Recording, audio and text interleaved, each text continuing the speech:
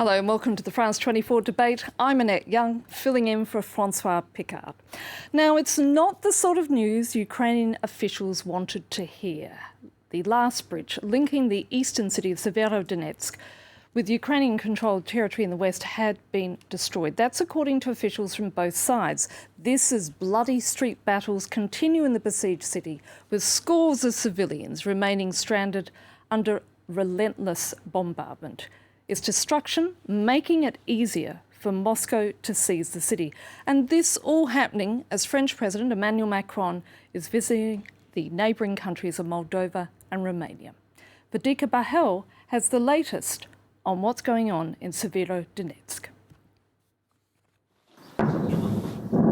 Fierce fighting continues in the Donbass as Ukraine says its forces were pushed back by Russian artillery in the centre of Severodonetsk. President Zelensky said the human cost of the battle was terrifying, reiterating his plea for additional arms from the West. The battles in Donbass will surely go down in military history as one of the most brutal battles in Europe.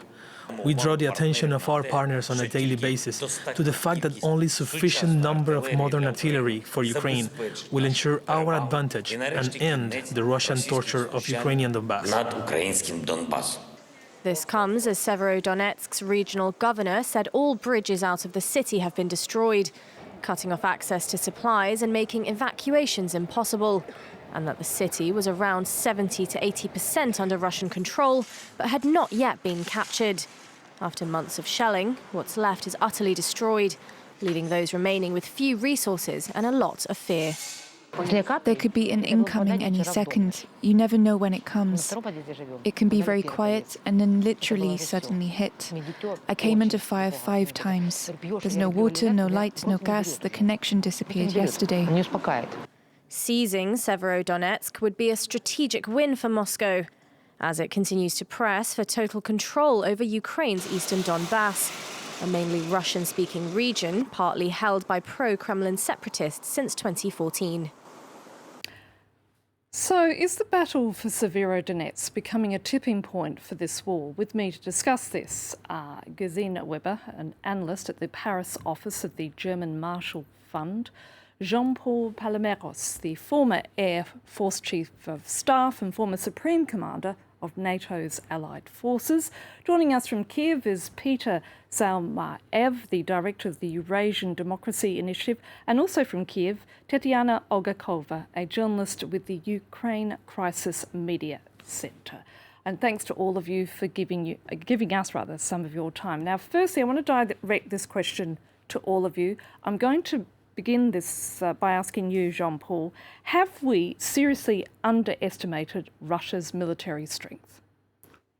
No, certainly not. The military who are very concerned with this Russian power. So, no, the only question at the beginning was more a strategy than anything else.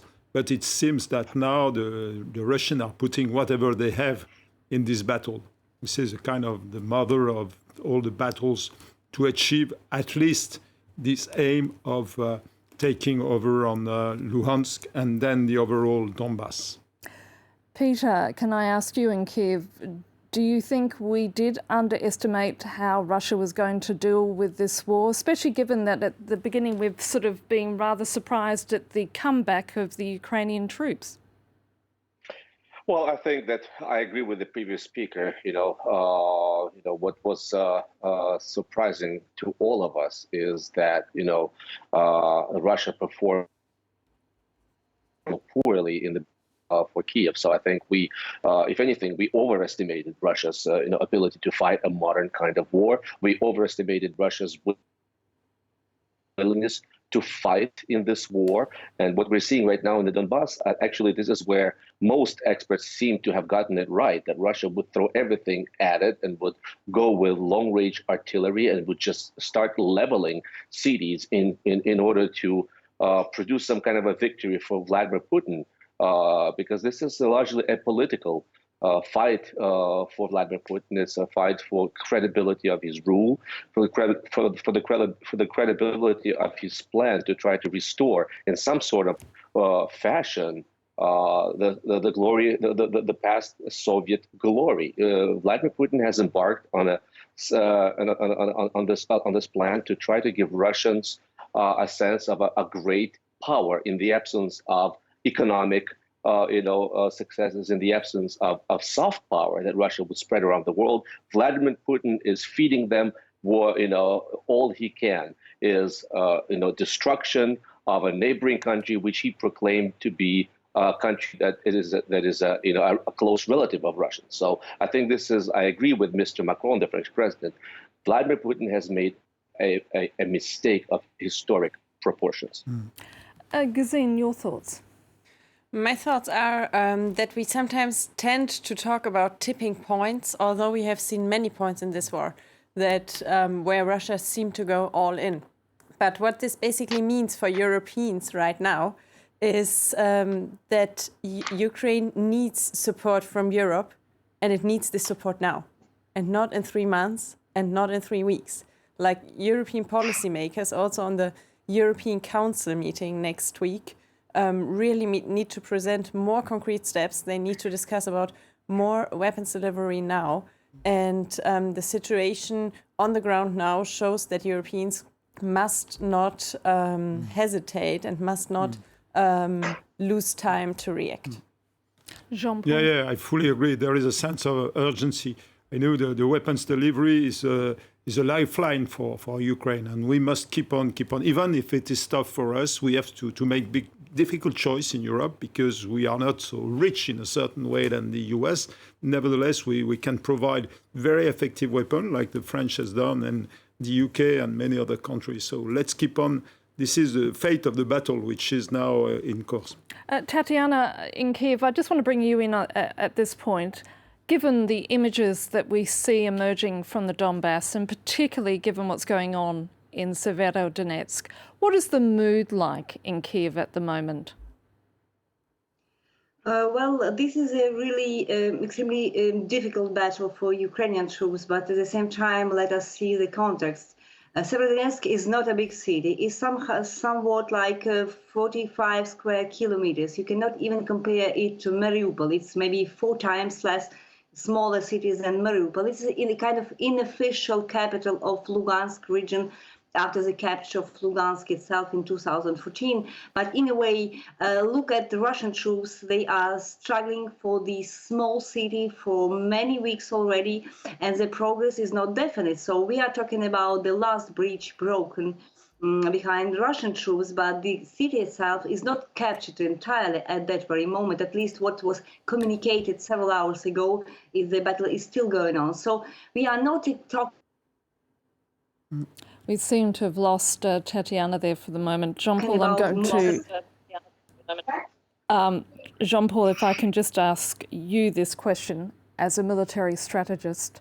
With this bridge having now been totally destroyed, it also complicates the Russian advance, I understand, as well, making any frontal assault on Lysychansk somewhat more difficult, as it would require Russians to expose their troops to attack while crossing the river. Is that what you understand to be the case?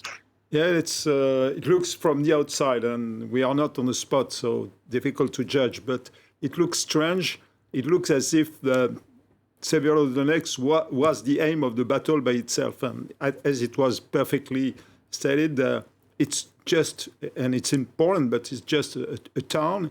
And there are many other ways the Ukrainians can really defend their lines. They have to select where. And I think Mr. Zelensky is very aware of what happened in Mariupol. This is a different case. He doesn't want his troops to be trapped somewhere in Severodonetsk. So I'm sure he's preparing to defend more widely the borders of a future independent Ukraine. Peter, we're now looking at urban warfare, with the Ukrainians going to basically resort to having house-to-house combat. That means there'll be an increased chances of Russian casualties, but also it means prolonging the battle so weapon deliveries can happen, as far as I understand. What are you hearing from your end in Kiev? That is exactly the strategy that the Ukrainians are pursuing. They, from the very beginning, knowing that Russians would bring overwhelming force against a much superior force against the Ukrainian army, they knew that the only chance would be close urban combat. And so this is what is playing out. They couldn't, win it any other way.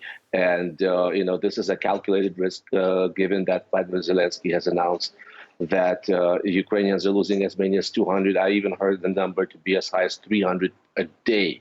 This is a very, very heavy loss for an outnumbered army. But considering all the moves that the military leadership has made in Ukraine, it's been a very, very smart and disciplined operation. I would probably defer to them when it comes to the, rationale behind it. And like you said, we are still waiting for the bulk of the weapons that have been promised to Ukraine, including through its land lease program. Just the other day, Mr. Podolak, Zelensky's spokesman, said that Ukraine needs as many as 1,000 howitzers, which is a very, very large number. I'm not sure Ukraine will get that, but we're certainly talking about hundreds of howitzers to try to even the playing field. And let me just add quickly, it's also allowing Ukrainians to, some breathing room in the south. And right now we're seeing significant successes by the Ukrainian army to try to recapture the city of Kherson. So I'm going to ask the question which I asked at the beginning of this program. Do you think, Gazin, that this battle, I mean, you mentioned it there, is indeed becoming a tipping point? It's certainly serving as a very strong reminder to European powers that they need to follow through with their promises to deliver weapons. I'm not sure whether this battle is significantly going to change the lines that we are seeing in Europe now. I think I wouldn't look so much only at this battle, but rather on what is on the European agenda for the next 10 days to 2 weeks. Because we have, on the one hand, the visit most likely of German Chancellor Scholz, Macron and Draghi. Some media also talk about Romanian President Iohannis going together to Kiev. And that, in fact, could be a political game changer because it is a very strong political statement, but we have to see what is coming out of that. And then, as I mentioned, we have the European Council meeting by the end of next week, and there is the NATO summit in late June. And I think I don't think that this battle will completely change the political calculations, but this battle could constitute to some extent a catalyst of EU action that might follow. When we look at the agenda, for instance, for the European Council, by the end of next week, Ukraine is on it, but also wider Europe is on it. And questions, or there will also be a meeting of the Western Balkans. So we see that things are moving, and all European leaders across the board have been reaffirming that Ukraine has to win here. And I think that Europeans also might have to step up their action if they do not want to overpromise and underdeliver. Peter, we have a meeting of Western defence ministers tomorrow, and Kyiv, I understand, is going to turn up with a massive shopping list. But is the West capable of delivering those weapons at the speed required? That is a million-dollar question. Obviously, it would seem to me that the will is there, at least on the American side. Europeans have also time and again said that we want to see Ukraine at least be able to defend itself, if not outright win the war. That there's a little bit of a prevarication, especially on the European side of this. There is a concern that European countries especially may be running out of their own weapon stocks, where there's a concern that they have given Ukraine too much already. Well, we haven't seen enough weapons from Germany, or at least the kind of weapons Germany has promised. There's been this sort of game that Ukrainians suspect Germany has been playing, promising all this weaponry. We're not seeing it yet.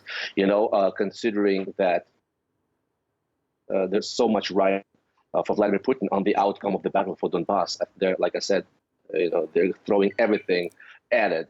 And this is a matter of days, I think. Europe, if there is a way to speed up these weapon deliveries, it should be done immediately. I cannot overemphasize the urgency of this. At this point, let me bring back in Tatiana, who I understand is wanting to add to what's been said. Tatiana, what are your thoughts on this?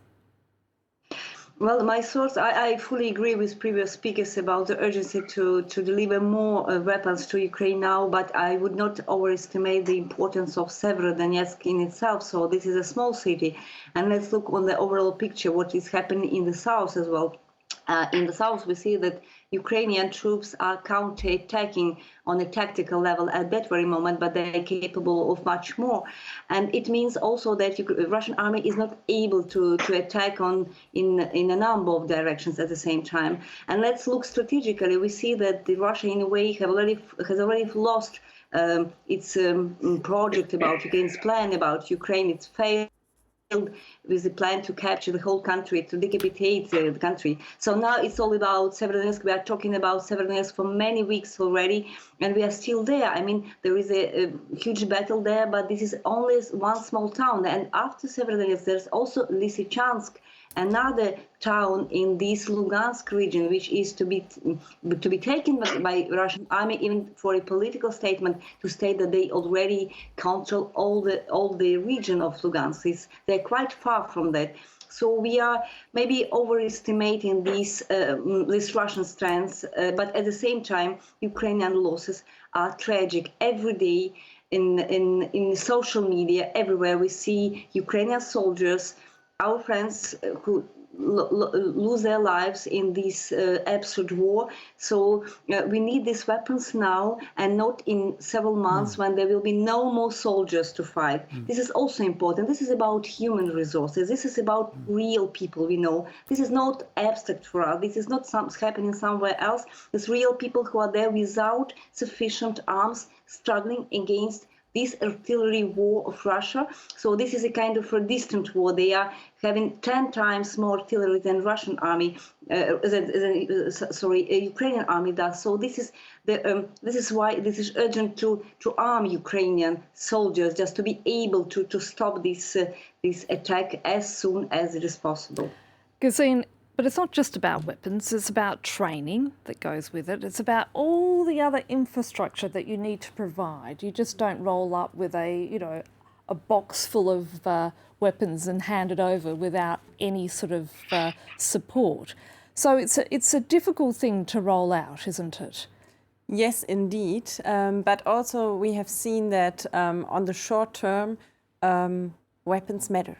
And that is really also the case in Ukraine now. And when Ukrainians Ukraine government also tells the EU and Europeans what they need, I think these are the people on the ground. And it would be very helpful to listen to them. I would also want to come back to one point that Tatiana made, that was that Ukraine needs these weapons now. And that is something that the EU needs to, or that Europeans need really to take into consideration, that they need to react to.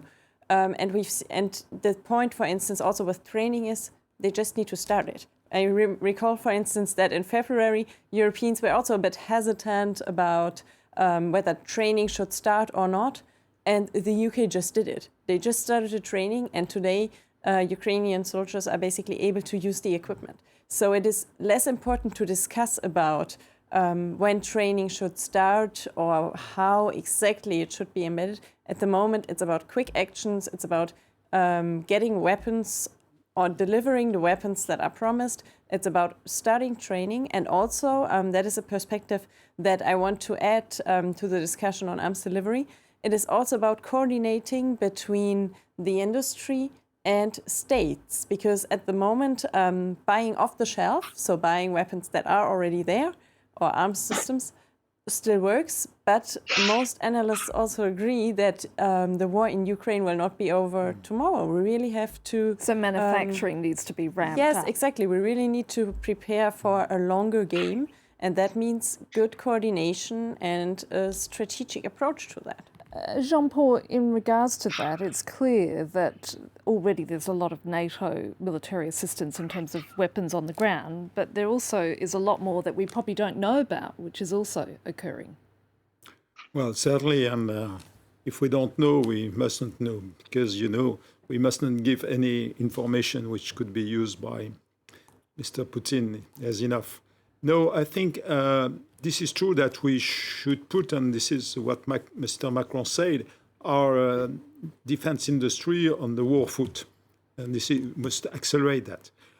Secondly, the Ukrainians have shown that they are remarkable warriors, and they are able to use the weapons. I quote César, the famous artillery given by the French. They made a video. They are perfectly able to use that. So, and they have been trained since 2014. We have put a lot of effort, would it be the US, NATO, and other countries, to support, to train, to exercise with Ukrainian forces. But one point is about the people. Yeah, because they need this support, and the human perspective is perhaps the most crucial. How to promote their moral, how to support their moral. And the more we can give the proper weapons, the better it will be. And they are fighting for their land. They are fighting for each ounce of their land. This is remarkable. So we shouldn't let us just watch at distance. It is the time for action. Okay, now this Tuesday, President Emmanuel Macron is in Romania as part of a two-day trip designed to show Paris's support to countries bordering Ukraine. He's currently visiting hundreds of French troops stationed in Romania before he heads to the Moldovan capital, Chisinau. Macron, of course, being one of the few European leaders yet to visit Kiev, and government officials haven't ruled out a trip to the Ukrainian capital. France 24's James Andre is following the president. He joins us now. James, let me just ask you at the moment, just spell out what exactly is the point of this trip, especially given that the president is in the middle of a parliamentary election campaign? Yes, well, absolutely. In fact, the point of this trip was a promise that Emmanuel Macron made just after he was elected president. He said that his first visit would be for Germany, and then straight afterwards he would go to visit French troops. And this is what he's doing today. Now, the troops that are stationed here in Romania are really on the very first line, if you want, on the European side when it comes to defending the Eastern European front as part of NATO. Now, what we have here are troops, and the president is right now in this hangar behind me, speaking to these soldiers who have been part of this force that has been deployed right after the Russian aggression in Ukraine, when basically what happened was they entered on the 24th of February. Part of these men arrived as soon as the 25th. By the 28th, they were fully deployed. That's 500 men with their equipment and weapons. And then they were joined by an extra 300 Belgian troops. And that means 800 soldiers who are deployed here in Romania in order, to deter the Russians from eventually attacking further than Ukraine. Now, Emmanuel Macron wanted to visit here because what we have is a group of soldiers that have been here now that had to leave very, very quickly. One of them was telling me that they didn't even have a chance to say goodbye to their families because they were in the middle of an exercise and came here straight away. Now, the message is double when it comes to the soldiers. One is to show that basically France is there to deter Russia from further attacking, but also showing that France is a reliable partner and a reliable ally, a credible one as part of NATO when it comes to defending countries on the Eastern European front that are bordering Ukraine. That is very much one of the messages he's come to convey here. And tomorrow he will be meeting the Romanian president for a bilateral discussion. There again, the idea is indeed to show France's support to a nation that is really bordering this Ukrainian crisis, that has taken in, millions of refugees from Ukraine at the beginning of the crisis, and it's now handling this situation. And we were being told by the soldiers here that humanitarian aid was on the table at one stage, but that the Romanians did not actually need it, so they didn't feel the need to deploy on the humanitarian front, and that they were staying more on the deterrence front. So that's very much the mission for this part of the visit. And of course, the other big question is the growing speculation that the French leader at some point is going to head to the Ukrainian capital. What are you hearing where you are, James?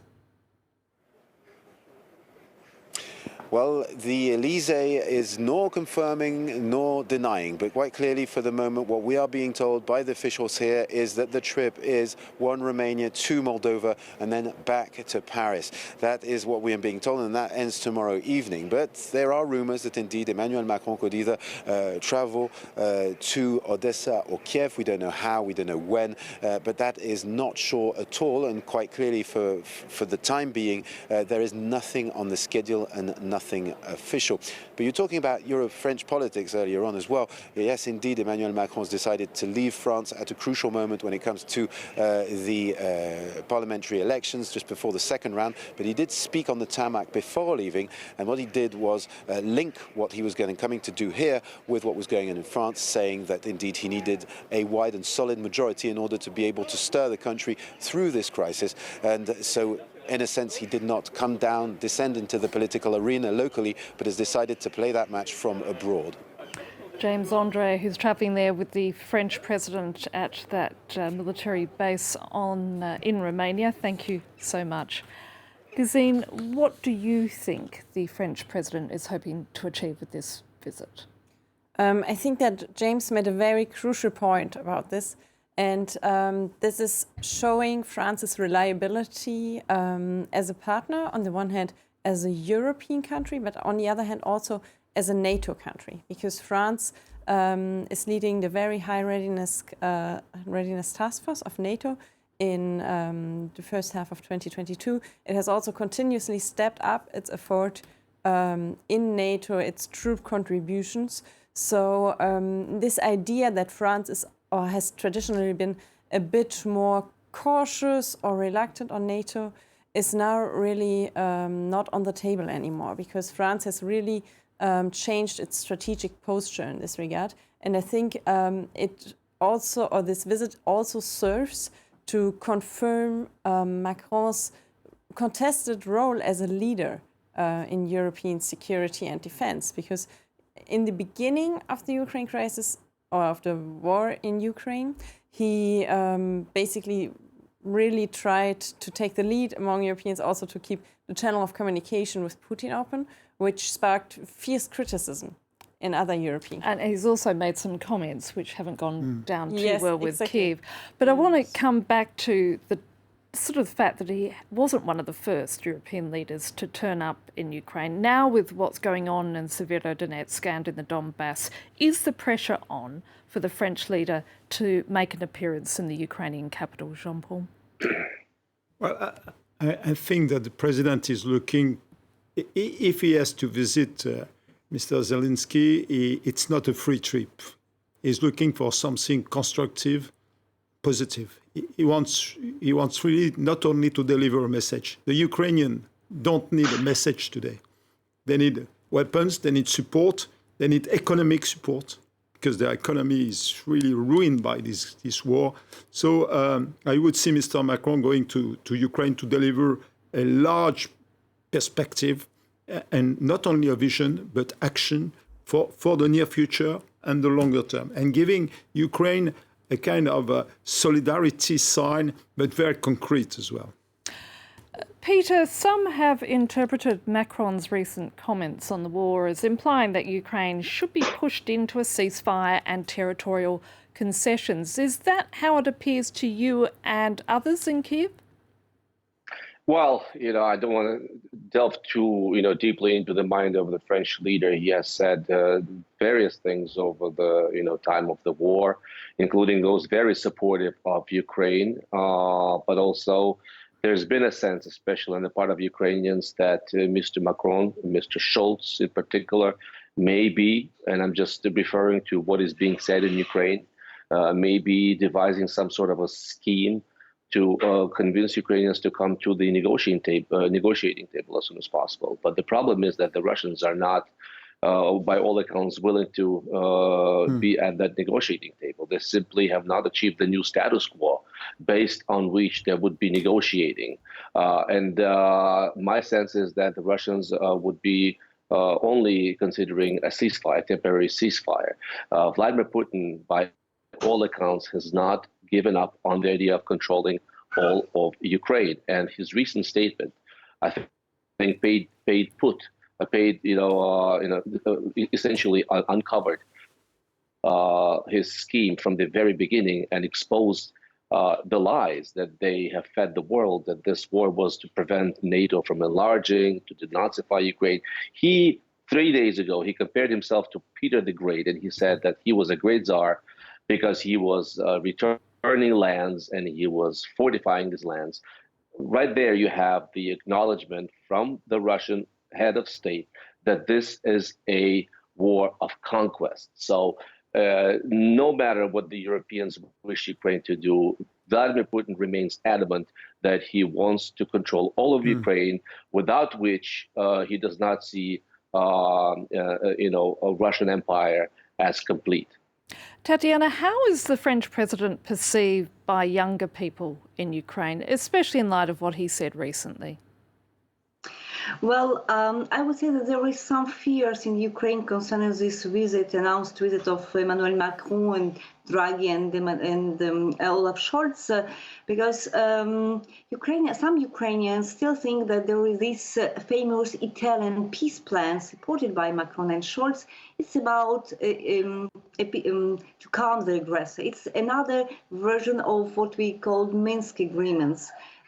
During 8 years when Russia annexed Crimea and then occupied a part of Donbass. So any kind of ceasefire now, any kind of appeasement of the aggressor will not work for Ukraine, and that's quite clear, because we do know that these steps just to cease the fire now, it means for us, for Ukrainians, and we do have this experience, it just means another war in several years, like it happened already. So, and there are still some fears here in Ukraine that this visit of Emmanuel Macron, Draghi and Scholz, it could come in a sense of trading the status of maybe a European Union candidacy against some kind of ceasefire or some kind of compromise. But look, the price Ukrainians have already paid for during this war is extremely high. We are losing our best people. I mean, the most courageous, the most intelligent ones. So if we compare people who already lost their lives in this war, they're the most brilliant people. I mean, really, which have this feeling of dignity of their country and of themselves. So, and Ukraine, as far as we feel it here in Ukraine, will never accept this kind of compromise, unfortunately. And for us, the only way to finish this war is, I say unfortunately, because it's extremely hard to fight for Ukrainian troops, but unfortunately we have to continue to go on to keep up with this war and to get to this definite defeat of the Russian army, because otherwise we'll have another war just in a couple of years and another bloody war for Ukraine, because we'll never stop Russia. And it is not a question of Putin's regime. This is a kind of imperialistic project of Russia itself. And without this military, ideological defeat of Russia today, we will not succeed, unfortunately. Gazin, the ambiguity of the French leaders' pronouncements about Russia have more than just raised eyebrows in Kiev, but also in Warsaw and neighbouring Baltic states, haven't they? Yes, indeed. And I would say that a general problem of Macron is that his communication on the situation in Ukraine is particularly bad. So why is that? He says that Russia must not be humiliated. We see the idea. But why do you think that? Why do you think it's happening? Why do you think he is so bad at communicating about Ukraine? I don't know. I really don't know. But what I know is that this always sparks at least irritation in Eastern European member states, also in Ukraine, and that after that either he has to correct what he has been saying, or that his officials, also sometimes his foreign ministers, have to give more concrete details of what it means. I mean, this idea that Russia shouldn't be humiliated was basically that that in any kind of negotiation, one has to be cautious that of what it means to Russia, because in any way, no matter whether Russia will be defeated or whether it will win, it will not be a peaceful player in the European security, let's be honest. And I think that it is just difficult for Macron sometimes to find words that are a bit less politicized and a bit more diplomatic. So this is definitely something he has to work on, but we also see that his officials are making this effort again today and underpin it with. I'm just going to stop you there, details. Gesine, because the French president himself is just addressing those soldiers. Let's cross live to the base. À vos côtés aujourd'hui. That is why I'm here with you C'est today. une fierté de la France d'être là. It is sur le a sol point of roumain, pride for France to be here on Ces avant-postes Romanian soil, orientaux pour la sécurité on de the notre Europe eastern au front, moment où la guerre. because it is on the revient eastern sur notre front continent. where we can defend Et je veux remercier l'ensemble des Europe unités qui se sont as si war vite is mobilisées, et des waging unités once qui sont en again. train de prendre la relève And we can see that pour here pouvoir some troops are leaving because they've nous finished protéger collectivement. their assignment, and others are coming to Le BCA a su réagir en take quelques jours. over. Je pense que ce que vous avez And what I pu have montrer seen over these past few en réagissant weeks si vite, in being so en appliquant responsive de and manière being able to inédite react le so dispositif fast, prévu being able to deploy dans le cadre so de l'OTAN, extensively, so en vous fast within the déployant work ici, with NATO and the work that we are une part de doing la here. crédibilité de la France. All of La that goes to confiance just show dont en nous how notre trustworthy partenaire we et can allié be as a nation, et de la force de notre pays. the strength of our alliances and the strength of our country. And I would like to thank you for that. Les sacrifices que cela demande, l'engagement pour I would vous, like to vos thank you because I familles, know that it is such a sacrifice nombre for d'entre you vous, and your quelques mois à families. peine, Because for some of you après who have only been home Severodonetsk, for soyez a en few remerciés. months, and yet La you are mission out here s'achève. again on assignment, so I'd like to thank you. Relever dans quelques jours. But Je for veux those of saluer you who are heading la home, garde I would like montante, to thank you for your Mère work, Pays-Ma qui est là aussi. and I would like to thank those people who are here Et merci to take over. à vous d'être mobilisés, de pouvoir prendre la suite. Thank you Merci for les ordres accepting d'être the task nos dignes here and représentants. continuing on our Et representation aussi here à remercier, à in dire ma Romania. confiance à l'ensemble des unités mobilisées. I would like to say how I have such great faith in all of our mobilized forces de logistique, by providing logistical support, medical nous ayons pu nous support, déployer si vite et être that aussi we have efficaces. been able to deploy so fast and Je veux effectively. aussi avoir un mot tout particulier pour vos frères d'armes belges. I would like to share a thought for your Et brothers hier in avec, arms from Belgium. Ministre, I met with ministers just recently, with generals, général, admiral, Eurosatori, et nous avons vu l'efficacité du partenariat CAMO. and we just saw que j'ai how signé avec, effective our CAMO mes homologues partnership belges il y a is quelques that années. we signed off on Nous with our Belgian voyions là partners just la recently. dimension capacitaire. And here we see the Mais vous capacity portez and the ici capabilities on the ground. Ce qui est le plus important à mes yeux, But what is most important in my mind tel d'être de véritables frères d'armes. is that you de truly savoir are ensemble brothers in agir, arms, décider, that you can act, opérer, that you can decide, that you can carry out former, operations, that you préparer, can train, déployer. prepare, and Et les deploy sourires que together. j'ai vus et les premiers échanges And que here j'ai I've pu avoir seen avec quelques-uns d'entre vous smiles on many sont pour moi faces, une and I've heard source from de many confiance. Je pense que ce que nous soldiers sommes en this train de afternoon, bâtir and what I see is that we truly are avec la Belgique est inédit. building something Je quite pense unique que with ce que Belgium. vous avez ici fait est un What you formidable have done exemple here de is cette just a efficacité. prime example of how effective we On can parle be souvent together. d'Europe de la défense. J'y People crois très often talk profondément. of Elle se Europe construit. of defense, and I believe Ce in that. partenariat et cette intimité Because this à la fois partnership, this stratégique, closeness opérationnelle, de in terms formation of et strategy, capacitaire operations, and que nous avons capabilities on the décidé ground avec la that we Belgique, decided que vous upon démontrez with ici sur le Belgium and terrain. that you were showing here on the field is just an example of that. Nos amis néerlandais viendront vous rejoindre. In the very near D'autres future, vous our relever. Dutch Je souhaite counterparts aussi que nous will puissions also aller plus loin avec eux. join us here in Je veux Romania. également remercier And I would like to thank them for that. l'armée roumaine I would like to thank the son accueil Romanian army for having welcomed pour la our coopération French qu'elle a soldiers su with open bâtir avec arms, vous. for having Et been able to remercier cooperate so l'ensemble des closely alliés with you, and présents, all en of the particulier allies here nos alliés américains with qui us sont from ici America, représentés et qui jouent un rôle absolument and the Americans in essentiel particular are sur, playing such a évidemment, fundamental role l'ensemble in du our front efforts across the oriental entire de eastern notre alliance, front, de notre Europe. eastern front of our alliance and the Dire eastern notre front fierté de of pouvoir, Europe. coopérer avec vous, It is être such à a vos great honor to côtés be able to et ainsi cooperate agir. with them, and it is a joy to Ce que je see veux que that they vous too saisissiez are happy to be collectivement, here by our sides.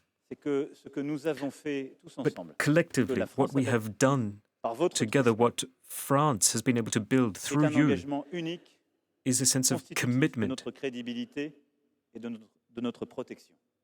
a En vous commitment déployant to si vite, protecting clairement, si fort, Europe, vous avez because in contribué being à able to act so consolider fast and ces effectively, you partenariats have been able to et à bolster some of bâtir our ce current qui est partnerships, but also build le plus long, le probably plus précieux what is the most entre des nations et longest des armées, and la confiance. precious La confiance. thing that can tie nations and armies together, and that is trust. Trust between us and Romanians, and between the entire eastern flank of Europe and of our alliance. That in itself is priceless. No one could know what is in store for us in the coming weeks and months. But we will do our utmost to put an end to the Russian invasions, and we will continue to uphold negotiations. But in the long term, we need to continue to be able to protect ourselves, to ensure the deterrent effect is in power. And you are the pioneers of that new deployment. In speaking to you this night, I speak through you to all of your comrades who are still in France, be it in metropolitan France or in our overseas territories, be they posted in the Navy, the Air Force, or in the Army. I speak to all of your brothers in arms who are still in military operations around the world, in particular to those in the Sahel region.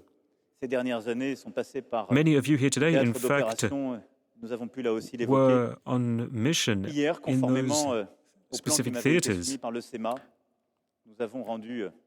And just yesterday,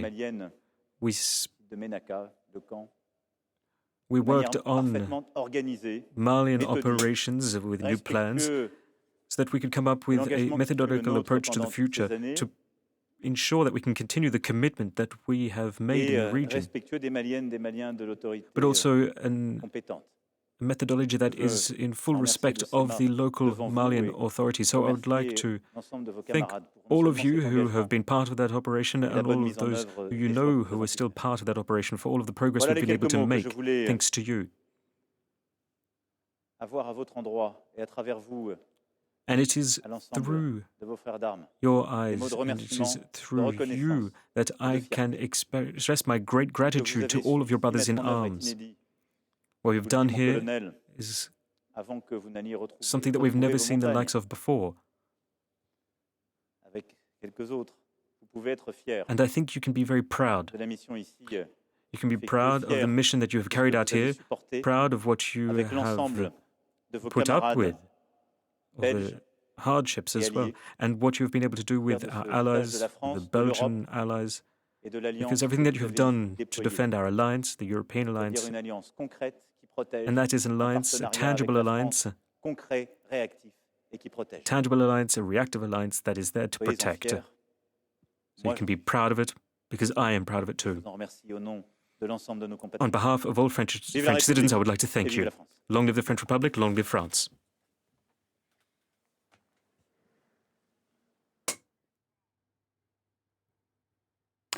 You've been listening there to President Emmanuel Macron addressing French troops stationed at a military base in Romania. Very quickly, Jean-Paul, because we need to wrap up this conversation. He clearly is staking his reputation on what he does in regards to the war in Ukraine, isn't he? Well, he spoke as the chief of the French armed forces. He speaks as the leader of the European Council as well, and he speaks as a great NATO leader, because we are looking for the next NATO summit, and the commitment of France to NATO is unwavering. So this is exactly what he said. He was not discussing about Ukraine by itself. He was more discussing of what is happening now in NATO and how we reinforce the credibility of NATO concerning all this situation. I think in Moldova, for instance, he will have other opportunity to discuss about the future and what would happen in Ukraine next. I'm afraid we're going to have to leave it there. I want to thank all of our panellists. That's it for this edition of the France 24 debate. I'm Annette Young, filling in for Francois Picard. In the meantime, do stay with us here on France 24.